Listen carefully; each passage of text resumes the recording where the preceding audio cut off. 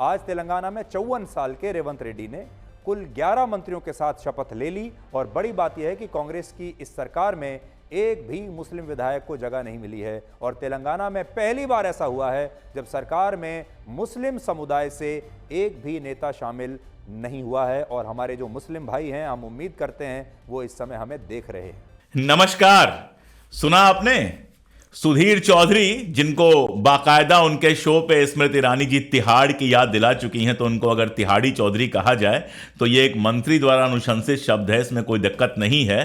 तो तिहाड़ी चौधरी कांग्रेस से सवाल पूछ रहे हैं कि आखिर उसने तेलंगाना में किसी मुसलमान को मंत्री क्यों नहीं बनाया। बड़ी चिंता है मुसलमानों के सुधीर को।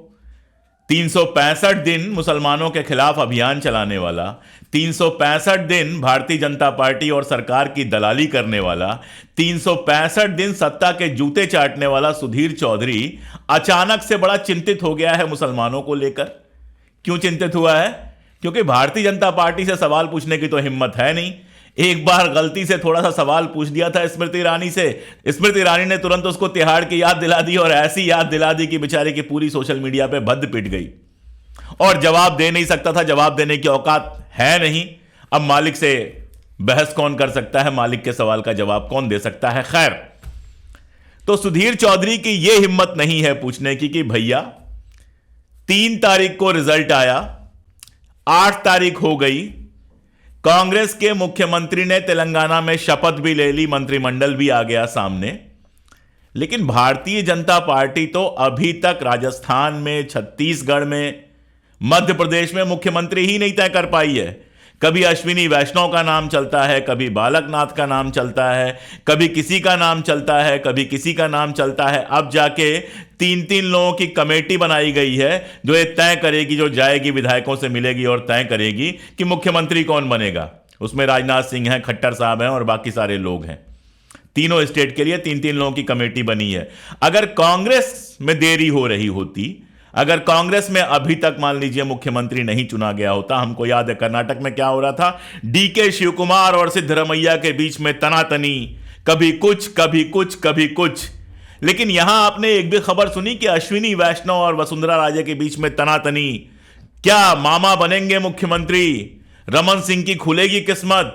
ऐसा कहीं आपने देखा? कोई अंजना ओम कश्यप जी, कोई सुधीर चौधरी, कोई वो क्या नाम है उनका, मुझसे इतिहास पर सवाल पूछ रही थी, चित्रा त्रिपाठी, कोई किसी की हिम्मत औकात है कि अपने यहां चला दे? अब रूबिया लियाकत तो बेचारी उसकी नौकरी ही चली गई, पता नहीं उसने इस्तीफा दे दिया या उसको निकाल दिया गया, मुझे नहीं पता है, तो वो तो कहां से बोलेगी। लेकिन बाकी जितने बचे हुए हैं जो हर चैनल पर थोक के भाव से भरे हुए हैं, उनमें से किसी की औकात है जो भारतीय जनता पार्टी से पूछे कि आप आज तक मुख्यमंत्री क्यों नहीं तय कर पाए? बड़ी चिंता हो रही है मुसलमानों की। यह चिंता तब कहां चली गई थी जब हिंदू जैसे नाम वाला एक आदमी राजस्थान में टिकट पा जाता है, बाकायदा उसको टिकट दे दिया जाता है, फिर हल्ला होता है कि अरे ये तो मुसलमान है, जबकि वो बोल रहा था कि राणा प्रताप का वंशज है, लेकिन उसका टिकट काट दिया जाता है। तब सुधीर चौधरी की औकात थी कि वो शो चलाता, क्यों काटा मुसलमान का टिकट भाजपा ने। तब तो हो सकता था वो शो चला देता कि मुसलमान का टिकट काटना क्यों जरूरी है। सुधीर चौधरी तो वो चीज है जो अपने शो पे यह भी बताता है कि महंगाई से क्या फायदा है, पेट्रोल डीजल का दाम बढ़ने से क्या फायदा है, बेरोजगारी से क्या फायदा है। मतलब अगर किसी दिन मोदी जी जो हैं वो जीन्स शर्ट पहन लें तो वो शो चला देगा कि जीन्स शर्ट पहनने से क्या फायदा है। इस लेवल की दलाली पर उतरा हुआ आदमी कांग्रेस से मुसलमानों पर सवाल कर रहा है, उसको शर्म नहीं आ रही है? कभी बताएगा वो इस बात को कि कांग्रेस के 7 उम्मीदवार लड़ रहे थे वहां पर, 7 चुनाव हार गए। अजरुद्दीन जैसे व्यक्ति भी वहां चुनाव हार गए। अजरुद्दीन आप जानते हैं, मोहम्मद अजरुद्दीन भारतीय क्रिकेट टीम के कप्तान रहे हैं, शानदार बैट्समैन और फील्डर थे, एक बार सांसद भी वो रहे हैं, अब कांग्रेस के वरिष्ठ नेता हैं। उनके लिए जबरदस्त प्रचार किया कांग्रेस ने, लेकिन वो भी चुनाव हार गए। 7 मुसलमान जो वहां चुने गए वो सारे के सारे ओवैसी की पार्टी से चुने गए, कांग्रेस से कोई मुस्लिम चुना ही नहीं गया।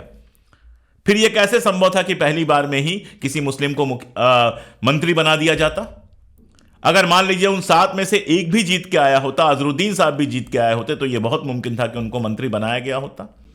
और अभी भी मंत्री बनाया जा सकता है राज्यपाल कोटे से एमएलसी नियुक्त करा के, क्योंकि कांग्रेस का कोई मुस्लिम एमएलसी भी नहीं वहां पे है।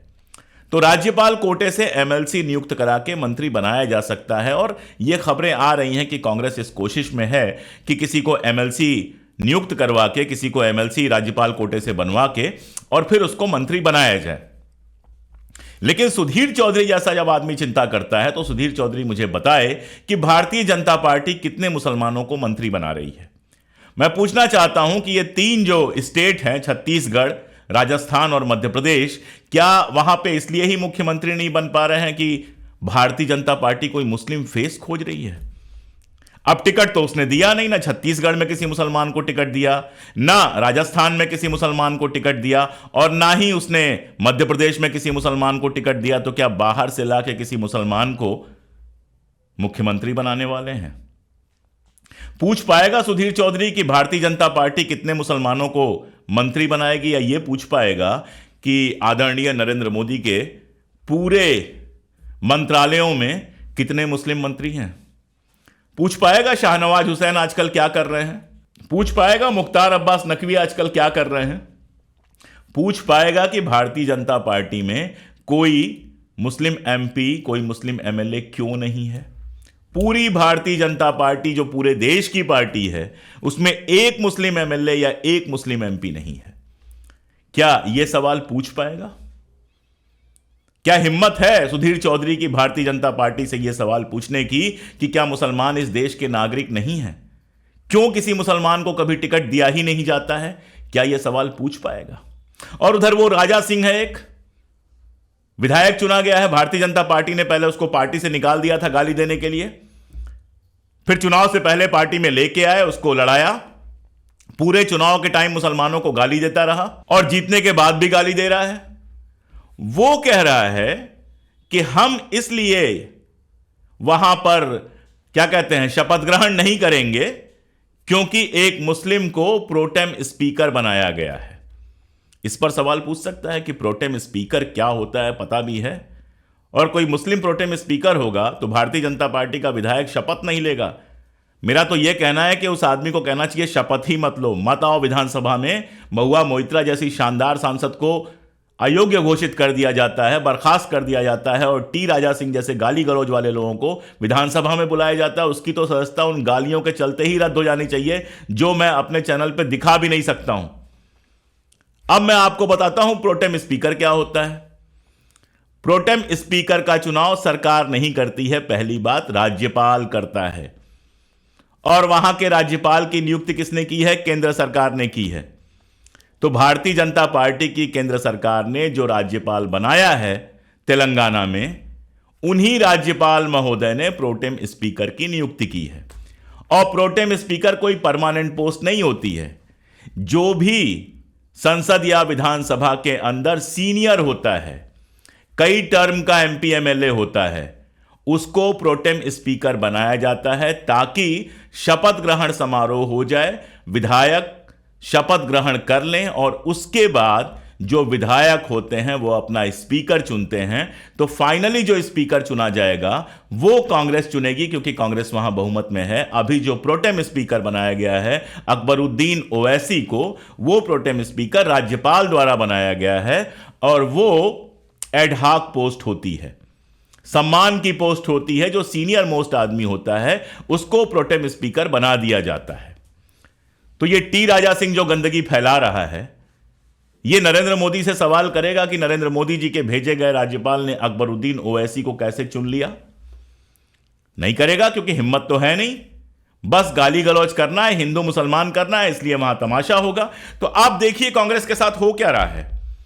एक तरफ सुधीर चौधरी जैसा आदमी उससे कह रहा है कि तुमने मुस्लिम मंत्री क्यों नहीं बनाया, दूसरी तरफ सांप्रदायिकता का एकदम जीता जागता चेहरा, नफरत का जीता जागता चेहरा राजा सिंह कह रहा है कि आपने अकबरुद्दीन ओवैसी को प्रोटेम स्पीकर कैसे बना दिया, जबकि जैसा मैंने आपको बताया कि प्रोटेम स्पीकर पार्टी नहीं बनाती है, प्रोटेम स्पीकर राज्यपाल बनाता है।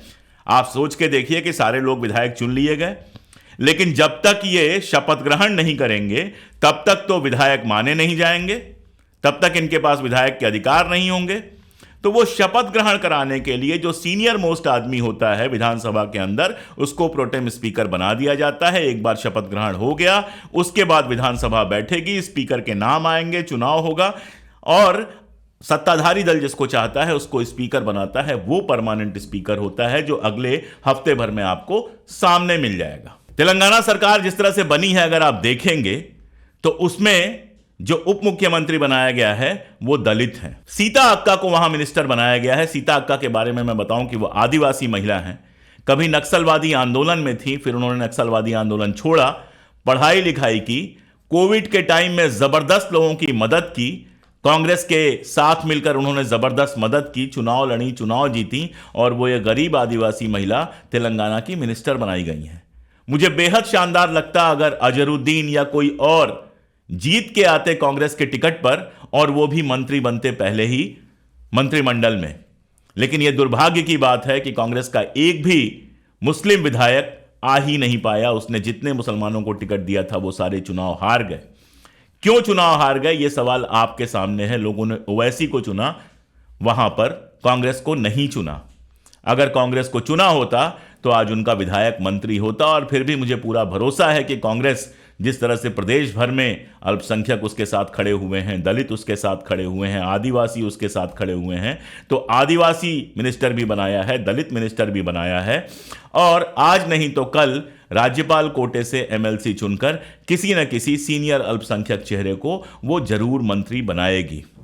लेकिन सुधीर चौधरी जैसे लोग जब इस तरह का शो चलाते हैं और सुधीर चौधरी और बाकी सारे लोग इस बात पर बिल्कुल खामोश रहते हैं कि भारतीय जनता पार्टी का एक भी सांसद, एक भी विधायक मुसलमान नहीं है, एक व्यक्ति को टिकट मिलता है और वो सिर्फ इसलिए कट जाता है क्योंकि वो मुसलमान था। वसुंधरा राजे के जो सबसे करीबी थे पिछली सरकार में, उनको टिकट नहीं मिलता है क्योंकि वो मुसलमान थे। यह अलग बात है कि वो चुनाव जीत कर आ जाते हैं।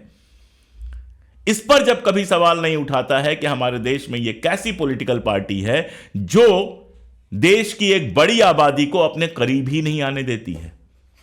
इस पर कोई सवाल नहीं उठाएगा कि 3 तारीख से 8 तारीख तक 5 दिन बीत गए लेकिन अभी तक मुख्यमंत्री नहीं चुना गया। कांग्रेस का होता, अगर यह तेलंगाना में हो रहा होता तो पता नहीं कितना तमाशा मच जाता।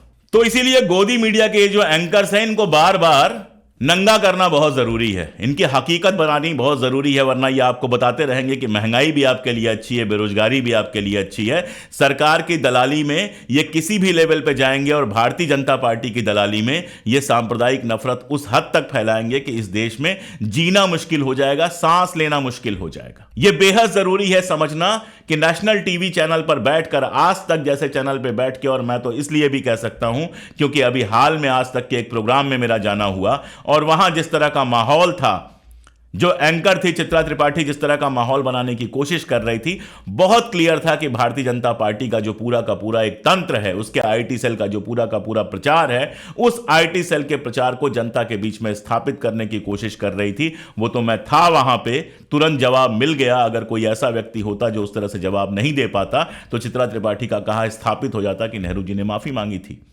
ऐसे ही इन चैनलों में सिर्फ और सिर्फ नफरती एंकर चुन चुनकर भरे गए हैं। जिस एंकर के पास जबान थी, जो सच कह सकता था, जो सरकार से सवाल पूछ सकता था, चाहे वो रवीश कुमार हो, चाहे पुण्य प्रसून वाजपेयी हो, चाहे अजित अंजुम हो या इस तरह के जो भी लोग थे, उनको मीडिया से पूरी तरह से बाहर कर दिया गया। उनके लिए एक ही सहारा बचा है जहां से वो अपनी आवाज फैला सकते हैं, वो है यूट्यूब।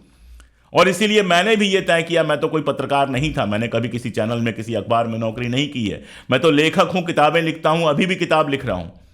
लेकिन मुझे लगा कि इन सारे मुद्दों पे अब बोलना जरूरी है, जब पत्रकार रह ही नहीं गए हैं, गिनती के पत्रकार रह गए हैं, यहां तक कि यूट्यूब पे भी और पूरी तरह से गोदी मीडिया पे इस तरह के लोगों का कब्जा हो गया है। तो हमारे जैसे लोग जो हिम्मत करके बोल सकते हैं, उनको जो मंच मिल रहा है उस पर बोलना चाहिए। इसलिए मैंने सोचा कि यूट्यूब पे मेरा आना जरूरी है और पिछले 3-4 महीनों से मैंने रेगुलर वीडियोज बनाने शुरू किए। सुधीर चौधरी जैसे लोगों के ये जो दुष्प्रचार हैं, जो नफरत का लगातार तमाशा है, इससे लगातार टकराना बहुत जरूरी है, इसका जवाब दिया जाना बहुत जरूरी है। अगर ये जवाब नहीं दिया जाएगा, अभी इतने जवाब देने पर तो ये हाल है, सोचिएगा अगर हम सब खामोश हो जाएं तो ये लोग अपना एजेंडा, अपना दुष्प्रचार किस लेवल पर चलाएंगे। और इसलिए कि हम खामोश ना हो, लगातार बोलते रहें, जैसा कि मैं कहता हूं, कैमरे और सत्ता की आंख में आंख डालकर लगातार बोलते रहें। इसलिए बहुत जरूरी है कि आप हमारे साथ जुड़े, हमारे वीडियोस को दूर तक पहुंचाएं ताकि लोग सच्चाई देख सकें, ताकि लोग आईने का दूसरा रुख भी देख सकें। बहुत जरूरी है कि आप हमारी मदद करें, क्योंकि उनकी मदद के लिए तो अडानी अंबानी जाने कौन कौन खड़ा है, हमारे लिए तो आप ही लोग सब कुछ हैं। अगर आप हमारी मदद करेंगे, हमारे साथ जुड़ेंगे, हमारे वीडियो शेयर करेंगे, हमारा चैनल सब्सक्राइब करेंगे और मेंबर बन के या सुपर थैंक्स से हमारा सहयोग करेंगे, तभी हम लगातार इन लोगों को बेपर्द कर पाएंगे। आज के लिए इतना ही। आगे किसी शो में और ऐसे ही मुद्दों पर लगातार बात होती रहेगी। बहुत शुक्रिया।